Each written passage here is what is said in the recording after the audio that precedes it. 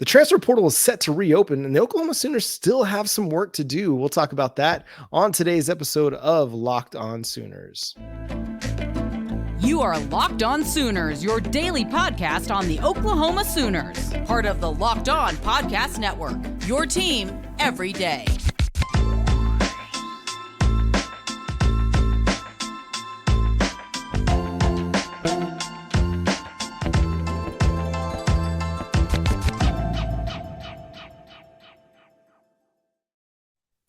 What's up, Sooner Nation? Welcome to Locked On Sooners, and thank you for making Locked On Sooners your first listen every single day.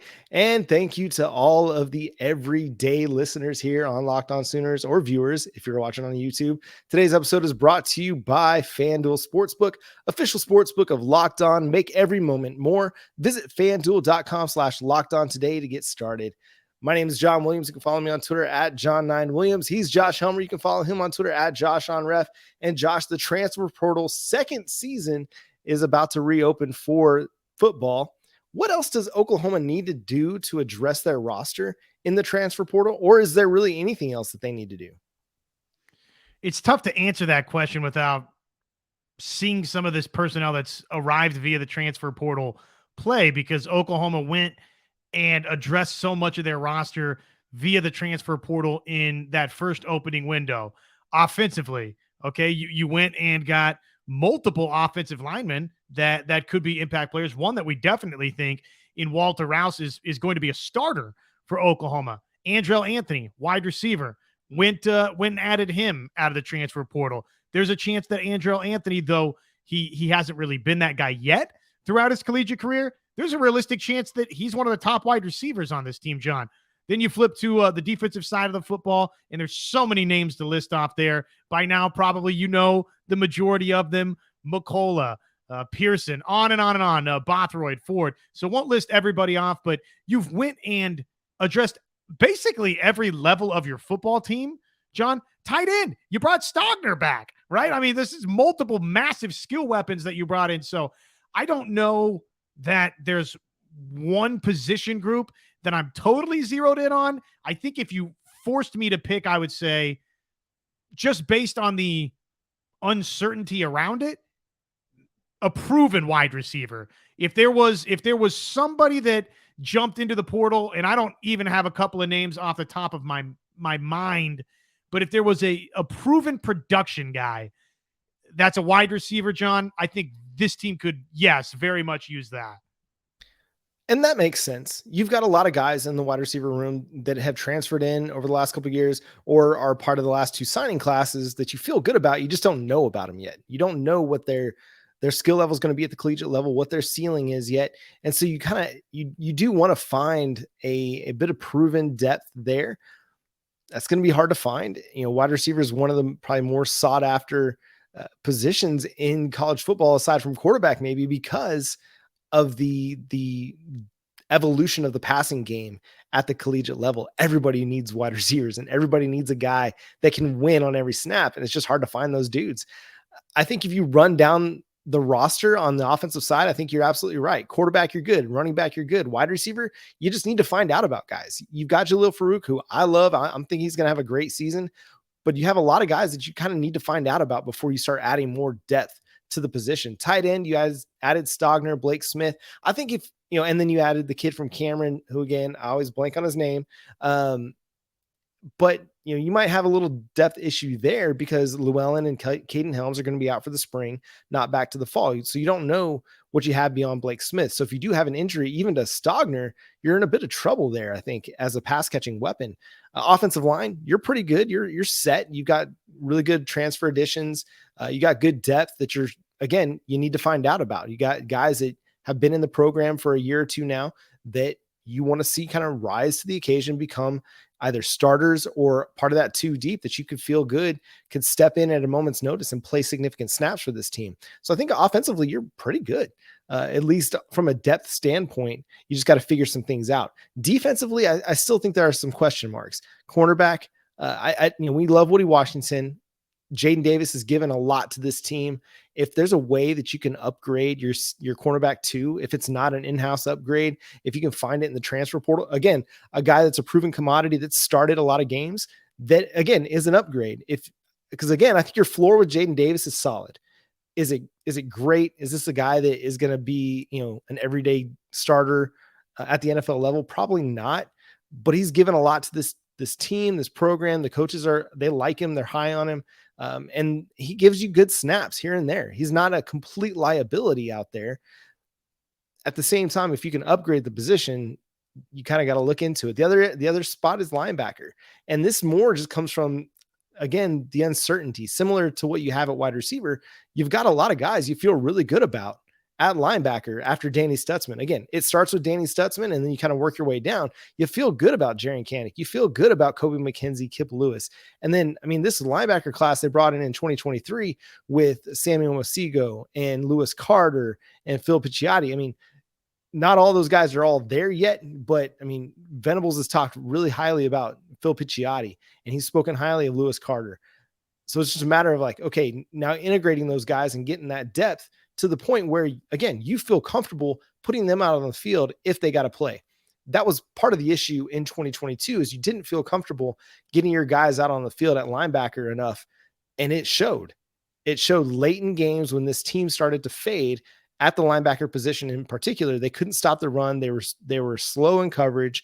They couldn't stop Adrian Martinez on 3rd and 16 because their linebackers were playing so many snaps. We saw it at the end of the West Virginia game. Garrett Green just becoming Tim Tebow all of a sudden and just wrecking everybody. That's just the way it went down when you have 3 linebackers playing nearly 1,000 snaps in a season. So you got to find out about your linebacker depth. If you can add a guy that has been around for several years, I think somebody like a TD Roof, he came in last year, was supposed to be that veteran depth that you could feel comfortable about being your linebacker 4, or Shane Witter was also supposed to be that guy. Both of those guys suffered injuries, and it really hindered your plan at linebacker. So if you could go into the portal and find a guy that's played 3 or 4 years in college, maybe a grad transfer. The grad transfer portal is probably, gone. It's stark at this point, but if you can find a guy that's played 2-3 years, started somewhere, even if it's a group of 5 school or even an FCS school, but someone that's played a lot, that's got the experience, I think that'll help you a lot and give you a little bit better comfort level when Danny Stutzman does have to come off the field for a series, or Jaren Kanak. If these guys just aren't ready to play, group of, or Power 5 football yet, then I want to feel a little bit better about the linebacker depth from an experience standpoint. I think the talent is there. It's just the experience, and experience matters. I always come back to that scene in the Avengers Infinity War when, Loki and Thanos are talking on the ship, and Thanos has just decimated everything. And Loki's trying to talk him into letting him be the tour guide to Earth because he's got experience. And Thanos is like, well, if you consider, failure experience, and he's like, Loki's just like, I consider experience. Like, experience matters, whether it's good or bad, it matters. You just need some experience, some guys that have been through some games and have played some college football to at least have a safe floor for what you're looking for at linebacker. So again, those are kind of the only positions that I feel I could see them going into the second portal and adding, but they may not. They may feel good about this roster as it is. Stupendous Avengers reference there, and mixing in Loki and Thanos. That was very fun in this edition of Locked On Sooners. I would say for me, and full transparency here, I need to do some digging and get organized on this front. I don't know what the scholarship chart situation looks like right now for Oklahoma. I wonder how many they have left that they can actually expend at this point. And then the other question would be, okay, is there another spot or two that you can mix in with name, image, and likeness if and when an opportunity as basically a walk-on would arise? So I need to do some research myself on each of those two subjects. But just generically speaking, John, I think you ran down probably the other position groups that I would most think of. I honestly, since you went and got just Dasan McCullough, and just with the natural progression in-house of the backers that you've got, Danny Stutzman, I think, has a chance to be the Big 12's finest linebacker this season. That's totally doable for him if he takes that next step. So to me, you named it. It's cornerback. If it's not wide receiver, it's the guys covering wide receivers, where Oklahoma clearly has to get a lot better. And again, I don't have a particular target in mind, and maybe if and when that name gets into the transfer portal, then it'll be clear as day. But it's cornerback for me. I don't know who or which cornerback it would be. To me, honestly, in no slight here, this is not intended to be totally disrespectful. TD Roof, man, I'm looking for an impact guy. I'm looking for somebody at the Power 5 level with one of these final additions that you make out of the transfer portal. I want to see somebody, if it's linebacker, cornerback, whatever, wide receiver. What I'm talking about, man, is somebody that, ACC, Big 12, Big 10, Pac-12, SEC, somebody at the Power 5 level that has gone out and been maybe not a first-team conference performer, but somebody second, third team, that type, honorable mention type that has produced at a legitimate level at the Power 5. So if that guy's out there, absolutely go bring him in. If it can help you, wide receiver, corner, linebacker, really honestly, probably anywhere on the football team if that situation arrives, but particularly wide receiver and cornerback for me. But man, as OU is trying to build this roster up, John, if it's not that guy and it's not honestly a rental piece, as in they come in and boom, the eligibility expires after next season, to me, stay where you're at. I think that does make a lot of sense. Just continue to build what you've got, build your roster. And I don't even know if they'll be active in the transfer portal. They've done a lot of really good things already through the portal in the first session, with the portal opening in a few days, and Oklahoma spring game is still 10 days away. I mean, we may not see any movement on that. There might be a lot of movement of guys after, and that might be something that we see after the spring game, after, that kind of the end of spring ball. We might see several Oklahoma Sooners decide, hey, I need to go find an opportunity elsewhere. But you might not see many new players coming in at this point, because like we saw last year, late additions didn't really have much of an impact on this team. The only guy that I could think of that had a significant impact that came in summertime or later, maybe Gavin Freeman, the freshman that came in as a walk-on during the summer. Like, it's hard for me to pick Gavin Sawchuk had a huge impact, but it wasn't until December. We didn't really see much of him early in the season. So it's going to be hard for any guy that comes in to have an impact this late in the game. You're talking strictly freshman signees? I mean, was there a transfer portal guy that came in late after spring ball that had an impact that I can't remember? CJ Colden would be the only name that comes to mind. There it is. Thank you. Now, and he was an early transfer portal acquisition, but didn't arrive till the summertime. But but again, here's a guy that didn't have an impact until November. By that point in the season, it was like, well, season's kind of over. We're just playing for bowl eligibility at this point. So thanks for all your interceptions, CJ Colden. It'd been nice if they had happened earlier in the season. All that being said, we'll see where this all goes. It may not go anywhere, but it's something interesting to at least keep an eye on, as the transfer portal is set to open again on April 15th for college football in general. So we might see a lot of movement across the college football landscape. Coming up, we're going to talk about who's the most important player outside of Dillon Gabriel on this team heading into 2023. First, let me talk to you about Built Bar. If you're like me and you're looking for something that's tasting great, but you're not going to give up a lot of calories in order to eat it, then you might need to check out Built Bar. They're healthy, they taste amazing, and they're so good for you. They're low calorie, high protein, low carbohydrate, and low in sugar. And they're 100% covered in dark chocolate. And they've got great flavors like churro, peanut butter brownie, and cookies and cream. That peanut butter brownie is my favorite. I love peanut butter. I love chocolate. I love that combination together. And that one hits home for me every single time. If you haven't tried it, go to built.com. And you can use promo code LOCKED15, get 15% off your order at built.com. You can check them out at Walmart, some Sam's Clubs as well. Low calorie, low sugar, 17 grams of protein. Again, amazing macros. If you're watching those, go to built.com again, or Sam's Club or Walmart. Again, check it out, built.com. So Josh, the question I posed to you, and I posed to you, the everyday listener of Locked On Sooners or viewer on YouTube, is who is the most important player outside of Dillon Gabriel to the Oklahoma Sooners' success in 2023? And let me just say, we love our Everyday Club. If you're part of the Everyday Club, you probably know you're part of the Everyday Club. We see your comments left and right all the time on YouTube. So like and subscribe there. We appreciate the interaction. To me, if it's not Dillon Gabriel, then, look, these types of responses probably are going to sound like low-hanging fruit because they're the obvious responses. To me, it's Danny Stutzman. If it's not Dillon Gabriel, it's the guy that we think is your best player defensively. As Danny Stutzman progresses or becomes this menace defensively, and he was really, really good, John, a season ago. I mean, the guy had, 126 tackles in 13 games, 10.5 TFLs, 3 sacks, couple of interceptions, 7 pass breakups. I mean, look, just the buck 26 is a lot of production. The 10.5 TFLs is that's a legitimately, that's a big time number for somebody to have that amount of tackles for loss.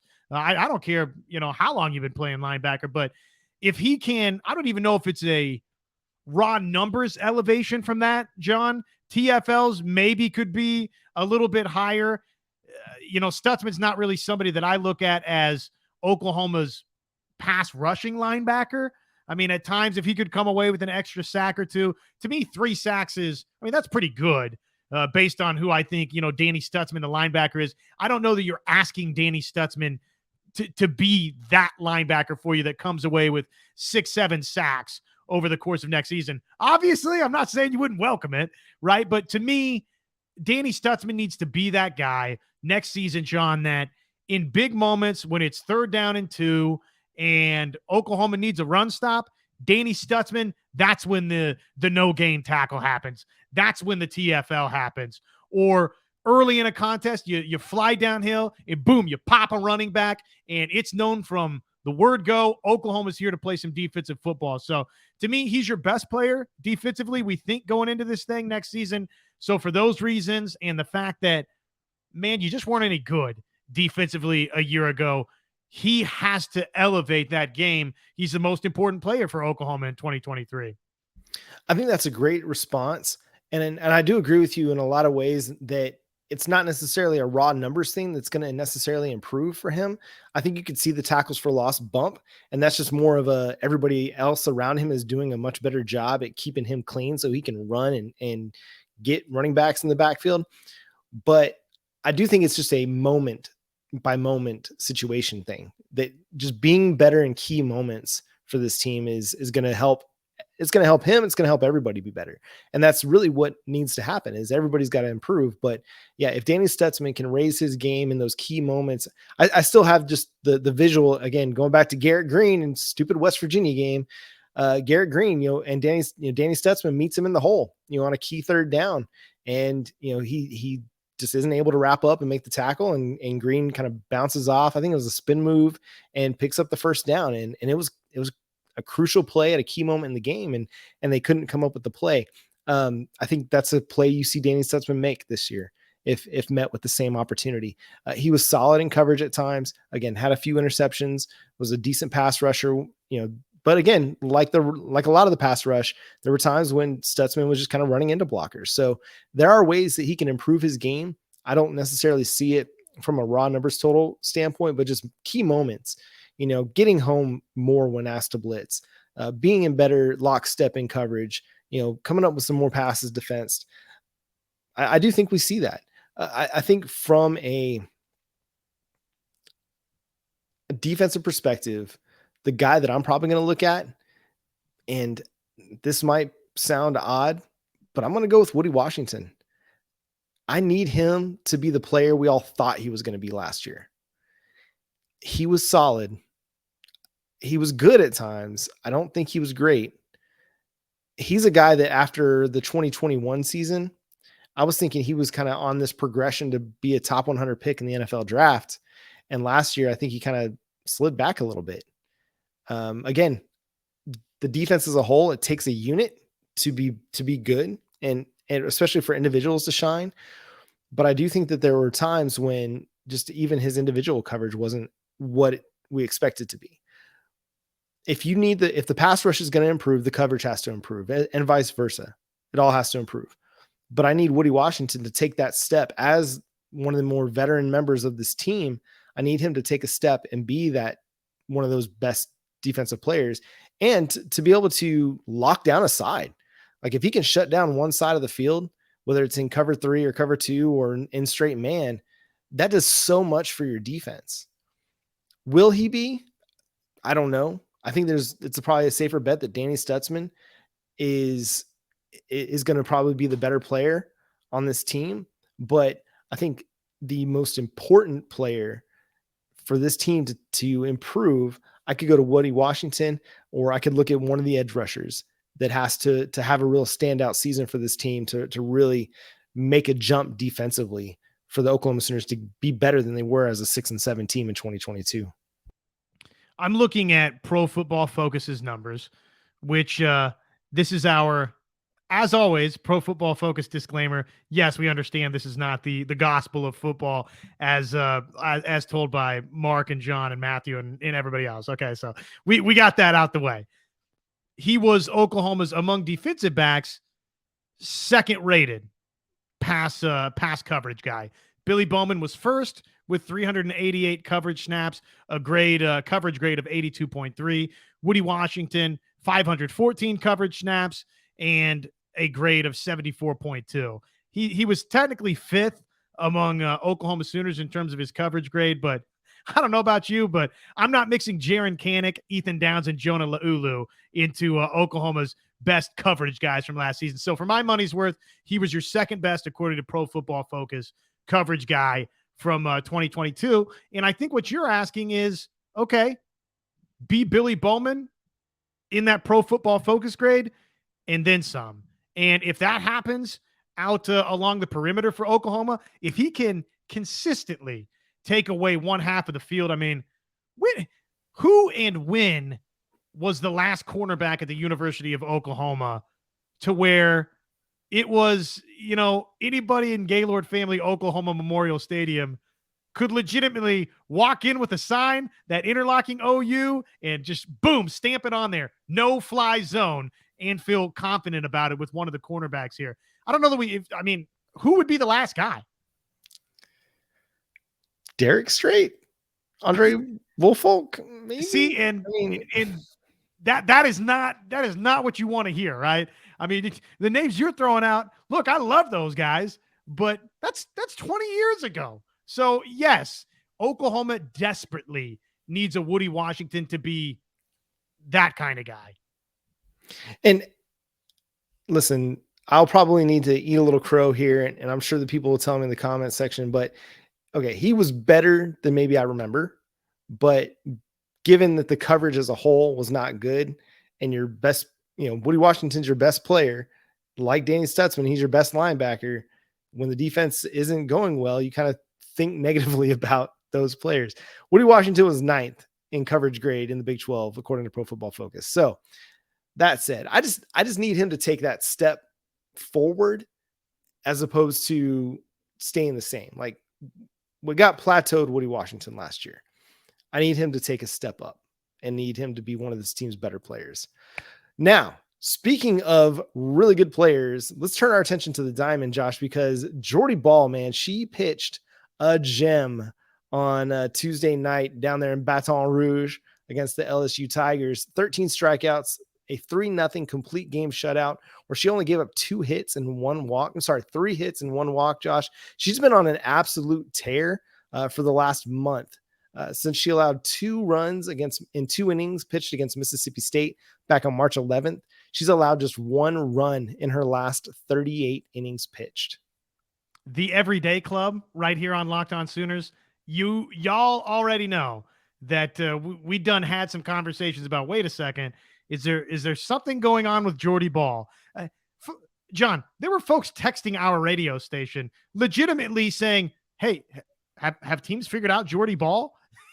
and look, and not to, poke fun at anybody, because, at times early in the season, there was a half inning or two, or maybe a game or two that you would look at from Jordy Bahl, and you could at least ask the question, the word was she had fully recovered from her injury, right? But it at least made you pause for the cause to say, is everything back to full capacity? Even if it's just a little bit upstairs. Physically it's there, but like the in-game up to full capacity, was it all the way back? Now, if you have any concerns about that, it's all the way back. She's dominant. She had 13 strikeouts. She kept LSU totally off balance. And John, she did it in a setting to where Oklahoma, again, now if we want to, hey, everyday club, if you want to be concerned about something, I guess we got to get concerned about the sticks for Oklahoma and this pitcher by committee thing that everybody's trying to do to Oklahoma. That's what was most impressive about Jordy Bahl, John. She delivered that performance when the bats, for the most part, weren't doing their thing. I know you had the 1-2 run shot and you scored off, a ribby right before that, after the error and everything. So you jumped out 3-0, but then boom, crickets the rest of the way. And guess what was not crickets? Guess what was consistent? Jordy Bahl's dominance. It's incredible to me that honestly, that Patty Gasso left her out there for 120 something pitches. That was amazing to me. And she was still throwing heat and throwing great towards the end of the game. She got some good defensive help, from Grace Lyons, Tiara Jennings at the end of the game in the 7th. LSU got their leadoff hitter on after, an infield single that Grace Lyons nearly made the play on, which you can't say enough about her. She's just, again, the best defensive player in college softball. And then the very next batter, right to Grace Lyons, turns 2. Now there's 2 outs. Jordy Bahl ends it with a strikeout. The last two appearances for Jordy Bahl, she threw 6 1/3 against Texas Tech, got the win, and then allowed just 1 hit, and then 7 innings against LSU, 3 hits, 25 combined strikeouts in those 13 1/3 innings pitched. Just absolutely incredible performance. And I'm not worried about the bats. I'm really not. I think you're getting everybody's best right now. And I don't think everybody's going to be capable of doing what Texas Tech tried to do, what LSU tried to do, because they don't have the depth of arms that can get out there and throw an inning. Because eventually you're going to run into a team that tries this, that has a pitcher that they don't feel great about putting out there for an inning, and they're going to do it. And Oklahoma's going to erupt for 10 runs. It's just going to be one of those things. Like, even against Texas Tech, okay, Texas Tech held them to 3 runs in the first game. Well, then they scored 13 over the final 2 games. Like, Oklahoma is winning these games, and they're winning differently than they did a year ago. Their pitching is just more dominant than what it was last year. It was good last year. Jordy Bahl was great. Hope Troutwine was great. Nicole May was really good. But they're really, they're great. Like, the best ERA in all of college softball, the best offense in all of college softball. You can't beat them because if their bats aren't going great, the pitching is going great. And when it's all working together, that's when you get the 10-0 run rule win. When, it's just one side or the other, then a lot of times it's, the pitching, it's going to hold up, but the offense is going to do just enough, like they did against LSU, to get the win. 30 plus innings. They've gone scoreless now. And Jordy Bahl has pitched roughly half of those innings for Oklahoma. So yeah, pitching staff has been amazing. It's my understanding that the collective team ERA for Oklahoma is sub 1 ERA. That is, John, that's absurd. It's absurd that the team ERA is below 1.00. That's just ridiculous. Yeah, they went into the Texas Tech series with an ERA exactly at 1, and then reeled off 4 straight shutout wins. Everybody having a hand in it too, which is the impressive part. There, a lot of teams have one really good starter, and then they have maybe a second one that's capable of throwing a good game that can get them a win. Well, Oklahoma's got 3 of them that every time out, they could shut their opponent down completely. In Bahl, Alex Storako, Nicole May, it's just no other team in college softball has that. They might have 2 really good or great pitchers, but none of them is going to have 3. And the way that Oklahoma can continue to roll these 3 out there and impressively, and then go to Kirsten Deal in relief, or pull one of them out in relief, any of them can come in and throw a relief inning that just, nobody can touch that. Teams are going to struggle with that every time. If you go from Jordy Bahl for 6 innings and then here comes Alex Storako for an inning, or, vice versa. It's too much for teams to handle, man. It's fun, isn't it? Man, this It's team's all of a sudden won 29 in a row. Yeah. That Baylor loss seems like a long way away, and they'll get a chance to get back at Baylor here in a couple weeks. But this coming up weekend, they'll be up in Miami or Oxford, Ohio, at the Miami of Ohio tournament, where they'll play Miami and Oakland and Louisville in a 3-game weekend series up there. So keep an eye on that.